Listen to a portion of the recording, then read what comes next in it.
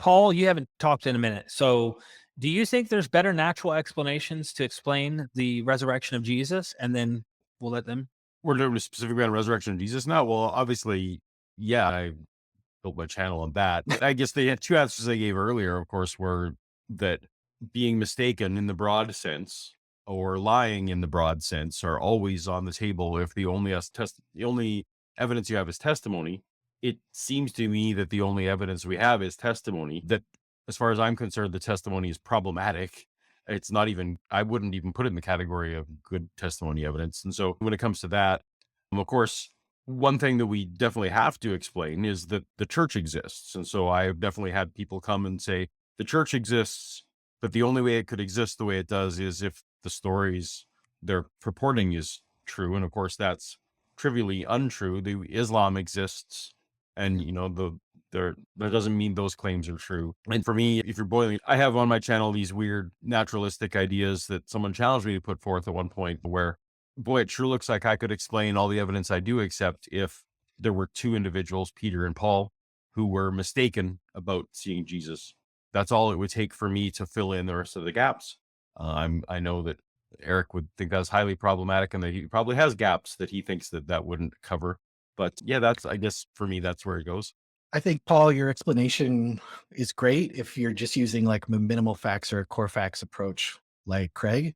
If you're bringing in more of a max data explanation, then it's a lot more difficult. But I think, thank you for helping people see, maybe indirectly, that those arguments are problematic. And I think we would be in agreement. I don't think a Habermas or a Lacona can take your explanation, Paul, and just say, no, it doesn't work. I don't think that's Well, speaking of minimal facts, is it true that now it's down to like one fact, which is that there's just appearances to? No, I think this is where it's real. I always dismiss it in all my videos, but it is an important fact. The first one is that Jesus actually died, right? Because you have to have Yeah. And then obviously the Muslim world would say, our book says that Jesus didn't actually die, but all the rest of it is as purported. So I do think that's an important historical fact that'll always be on the table, even though the four of us would say that's trivially true. So I don't. No, but from my understanding, I think Lacona and Habermas have changed the amount of facts. So now I think it's down to like two facts. So they died and there was eyewitnesses or something, or they. I haven't heard that. Have you, Derek? I have not heard that. No, I wouldn't be surprised at some point when they're engaging with the continuous critical scholars that are out there. I imagine they might feel like there's some tension there, but I wonder if the maximal facts case is trying to, like, in some way, I don't know. I really don't know much about the maximal facts case, but I'm wondering if it's trying to say, hey, we're going to make sure that those problems aren't problems. And we're going to make sure that we have a way of solving that so that we can say, does it accept all of the narratives of the Gospels as factual, historical, like through and through? I mean, what is it just sounds like Maximal says it's saying that this is going back to what the eyewitnesses actually reported. And there's a number of different reasons that we can know that it looks at what the four evangelists are like. What kind of books are they trying to write? What are they trying to say? What are the authors like? Are they in, like I said, I believe that for a number of different reasons, there's various lines of evidences, internal evidences, external evidences, that they were trying to get it right and that they were close up to the facts and they were trying to report what the actual eyewitnesses reported. Even then, it doesn't say that the miracle is thus proved, that you have to bring in the context of persecution and different things like that. And so it's not trying to say minimal facts, you stink and this doesn't work, so we need to do something better. Maximal data goes back to like William Paley and the deist controversy. And there was a lot of people bringing out objections against the Bible and different things like that. And he's making broad case for why we can trust the Gospels and why these go back to what was actually first reported. And it's just reviving an argument that has fallen out of fashion versus countering something that doesn't work.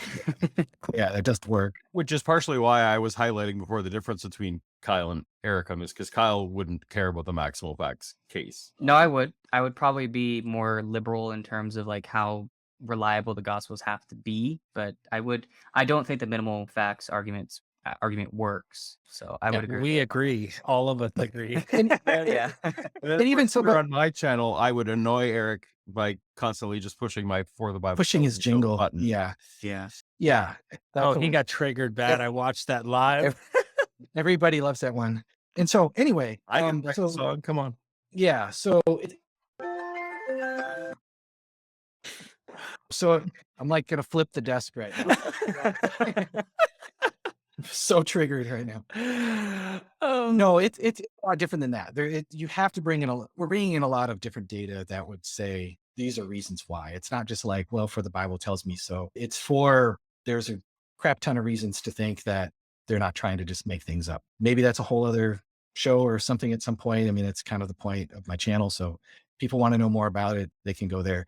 But no, you don't have to think that everything in the Gospels is necessarily true. I mean, I think that, like I said earlier, I think there's good candidates for contradictions. I just don't think that there's so much so where it's like our Ehrman would be like, well, yeah, it's just like this massive amount of contradictions.